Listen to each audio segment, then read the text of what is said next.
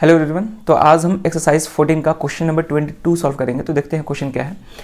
Question है the angles of depression of the top and bottom of a tower as seen from the top of a 60√3 metre high cliff are 45 degree and 60 degree respectively. Find the height of the tower. तो इस question में क्या है कि एक Cliff है और एक टावर है। क्लिफ का मतलब होता है एक बड़ा सा पत्थर या चट्टान बोल सकते हैं, ठीक है ना।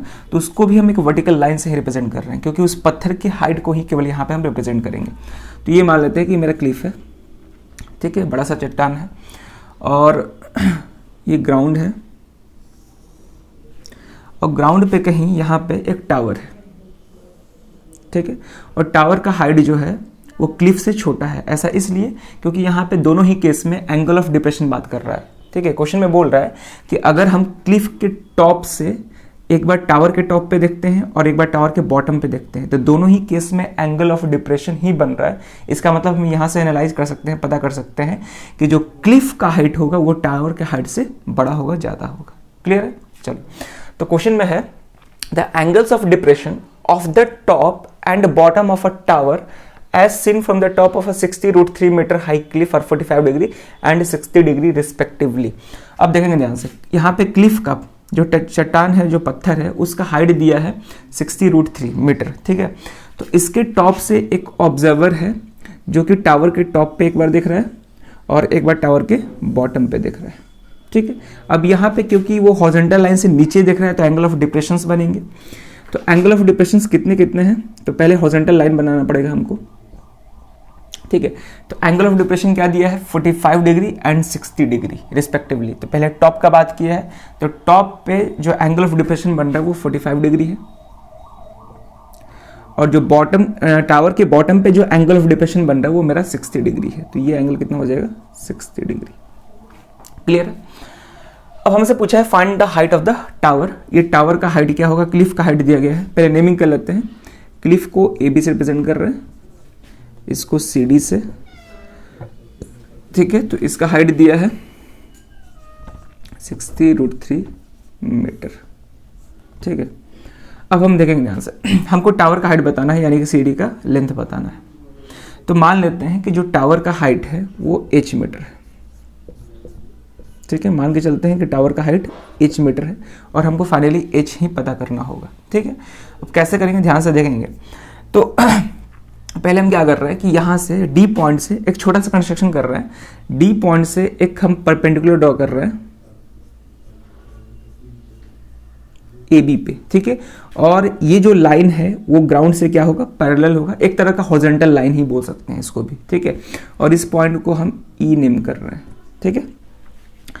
अब हम देखेंगे ध्यान से, अगर सी डी एच है, समझेंगे, अगर सी डी के लेंथ को हम एच माने हैं तो बी भी क्या होगा, एच होगा, क्योंकि सी डी जो है बीई के इक्वल है। तो ये भी लेंथ क्या हो जाएगा, मेरा एच हो जाएगा।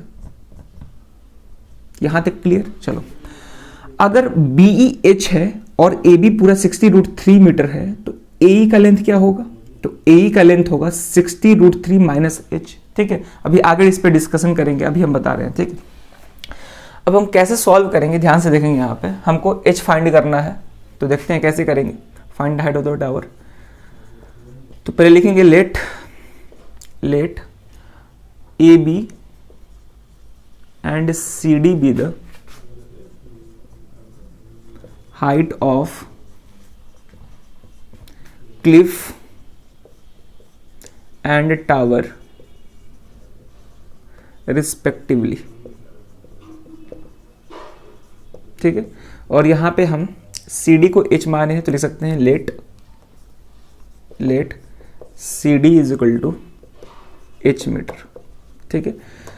और क्या क्या हमको मालूम है, ए बी पूरा लेंथ मालूम है, ए बी का लेंथ मालूम है जो कि 60√3 मीटर, ये हमको गिवन है, ठीक है। और कुछ एंगल्स दिए गए हैं। अब हम देखेंगे सी डी और यहाँ पे बी भी बोल सकते हैं, बी भी क्या होगा, एच मीटर ही होगा, ठीक है। चलो, अगर हमको ए बी पूरा कितना मालूम है, ए बी 60√3, बी एच है, तो ए ई अगर फाइंड करना होगा, समझेंगे बात को। अगर हमको ए ई चाहिए तो क्या करना होगा, A E A B minus B E होगा। तो ए बी पूरा कितना है, 60√3 माइनस बी क्या है, एच है, तो ये हो जाएगा 60√3 माइनस एच मीटर हो जाएगा। ठीक है, ए भी फाइंड कर दिए, ये ए है। अब हम एच फाइंड करेंगे, तो एच कैसे फाइंड करेंगे बहुत ध्यान से देखेंगे। ठीक है, तो हमको देखेंगे, पहले ये समझेंगे कि कितने इस फिगर में राइट एंगल ट्रायंगल दिख रहे हैं, और उन्हीं राइट एंगल ट्रायंगल का यूज करके हम एच फाइंड कर सकते हैं। तो इस फिगर में हमको दो राइट एंगल ट्रायंगल दिख रहे हैं, ट्रायंगल AED और ट्रायंगल ABC। ठीक है, तो इन्हीं दो राइट एंगल ट्रायंगल का यूज करके हम एच आसानी से फाइंड कर सकते हैं। ठीक, तो पहले हम क्या करते हैं कि इस छोटे वाले ट्रायंगल को लेते हैं, इस छोटे वाले ट्रायंगल को, तो लिखेंगे नाउ इन राइट ट्रायंगल, ठीक है, AED। ठीक है, अब AED में हमको थीटा तो नहीं मालूम है, ठीक है ना, एक्यूट एंगल AED में कौन सा एक्यूट एंगल है ये तो नहीं मालूम है, लेकिन अगर फिगर ध्यान से देखें तो वहाँ से आसानी से बता सकते हैं, क्योंकि ये एंगल, ये छोटा वाला एंगल और ये एंगल इक्वल होगा अल्टरनेट इंटीरियर एंगल से, तो ये 45 है तो ये भी 45 डिग्री होगा। ठीक है, इस पर बात कर चुके हैं। उसी तरह ये पूरा एंगल इसके इक्वल होगा, तो ये कितना हो जाएगा 60 डिग्री। ठीक है, अब ये थीटा है तो ए परपेंडिकुलर होगा, ये बेस होगा, ये हाइपोटेनस होगा। अब क्वेश्चन ये है कि कौन सा साइड हम यहाँ पे कंसिडर करेंगे। ठीक है, परपेंडिकुलर तो लेना ही होगा, ए तो लेना होगा क्योंकि इसका वैल्यू मालूम है 60√3 माइनस एच। ठीक है, अब क्वेश्चन ये है कि अब हाइपोटेनस और बेस में से किसको ले। ठीक है, तो हम यहाँ पे बेस को ले रहे हैं, मतलब डीई को ले रहे हैं। क्यों? क्योंकि यहाँ पे डीई और बीसी दोनों इक्वल साइड्स हैं। ठीक है, डीई और बीसी को हम इक्वल है, तो जब दोनों इक्वल होंगे तो छोटे वाले ट्रायंगल और बड़े वाले ट्रायंगल में ये दोनों साइड आपस में इक्वल हो जाएंगे और इक्वल साइड को हम लेते हैं। ठीक है ना, इस पर बात भी कर चुके हैं। तो अब हम क्या करते हैं, यहाँ पे परपेंडिकुलर और बेस लेंगे, तो क्या करेंगे, यहाँ पे tan या cot का दोनों में से किसी का एक का यूज़ कर सकते हैं। तो चलिए tan का यूज़ करते हैं, तो tan 45 degree is equal to perpendicular जो कि AE है और बेस यहाँ पे DE है। ठीक है ना, ये समझ में आ रहा है क्यों हम DE लिए हैं, क्योंकि इस वाले ट्रायंगल में DE इस वाले ट्रायंगल की BC के इक्वल है। ठीक है, तो वहाँ से सॉल्व करना आसान हो जाएगा। अब इसको सॉल्व करेंगे तो tan 45 डिग्री का वैल्यू 1, AE अभी फाइंड किए हैं जो कि 60√3 माइनस एच है, और DE को एज इट इज छोड़ देते हैं। ठीक है, तो यहाँ से DE कितना निकल के आ जाएगा, क्रॉस मल्टीप्लाई करेंगे तो 60√3 माइनस एच के इक्वल आ जाएगा। ठीक है, यहाँ तक चलो इसको ऐसे ही छोड़ देते हैं।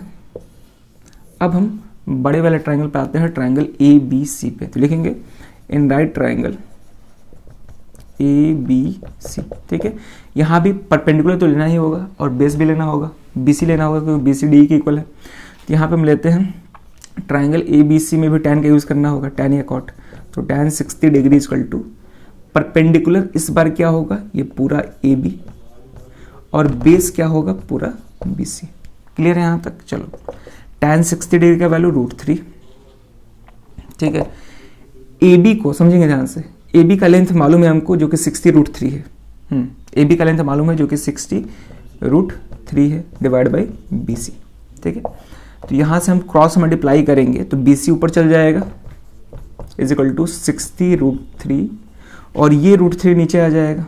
ठीक है, ये √3 नीचे आ जाएगा डिवाइड बाई √3 से √3 कैंसिल, कितना आ गया 60 मीटर। तो BC का वैल्यू मालूम चल गया 60 मीटर। यहाँ तक क्लियर, कोई दिक्कत नहीं होना चाहिए। ठीक है, अब हमको क्या चाहिए, हमको h का वैल्यू चाहिए। ठीक है ना, क्योंकि h ही क्या है, हाइट ऑफ टावर है। अब समझेंगे ध्यान से, फिगर में साफ दिख रहा है कि DE BC के इक्वल है, DE का भी वैल्यू मालूम है, BC का भी वैल्यू मालूम है। तो अब हम क्या करेंगे, दोनों को इक्वल दिखाएंगे। तो यहाँ पे हम कर रहे हैं, जगह है, लिखेंगे since DE is equal to BC, therefore DE का वैल्यू क्या है 60√3 माइनस एच और BC कितना आया है 60 आया है। हमको क्या चाहिए, h चाहिए, तो h को इधर भेज देंगे तो h उधर जाएगा तो प्लस में हो जाएगा और 60 को इधर ला देंगे तो ये हो जाएगा 60√3 माइनस 60। क्लियर है यहाँ तक? हम h को केवल अलग किया और कुछ नहीं किया है यहाँ पे। तो यहाँ से h is equal to 60 common हो गया, वहाँ पे बचा √3 माइनस 1। ठीक है, तो इसी को हम फर्दर यहाँ पे सॉल्व कर रहे हैं, जगह है नहीं, इसको यहाँ पे सॉल्व करेंगे तो h इक्वल टू 60, √3 का वैल्यू है नहीं दिया है ना, चलो √3 का वैल्यू खुद से रखते हैं, मालूम होना चाहिए क्या होता है 1.732 और यहाँ पे -1, तो ये आ जाएगा 60, 1.732 -1 कितना हो जाएगा 0.732 हो जाएगा। क्लियर है यहाँ तक? तो जब इसको मल्टीप्लाई करेंगे 60 इंटू 0.732 को मल्टीप्लाई करेंगे तो ये आएगा 43.92 मीटर आएगा। ठीक है, मल्टीप्लाई करके चेक कर सकते हैं इतना आएगा। तो लास्ट में लिख देंगे therefore height of the tower is equal to 43.92 metre. ठीक है, लास्ट में लिख देंगे therefore height of the tower वो कितना होगा 43.92 मीटर, ये आंसर। ठीक है, इस तरह से इस क्वेश्चन को सॉल्व करना था। ठीक है, और हम क्यों मतलब क्यों हम यहाँ पे बेस ही लिए थे वो समझ में आया होगा। ठीक है ना, क्योंकि छोटे वाले ट्रायंगल और बड़े वाले ट्रायंगल दोनों का बेस सेम है। ठीक है, और जो साइड सेम होता है ना उसको लेने से सॉल्यूशन पार्ट बहुत आसान हो जाता है। ठीक है ना, तो इसीलिए हम यहाँ पे दोनों ही केस में बेस लिए थे, परपेंडिकुलर तो लेना ही पड़ता। वैसे भी मोस्ट ऑफ द क्वेश्चन में ना tan ही यूज़ करना होता है, tan या फिर cot।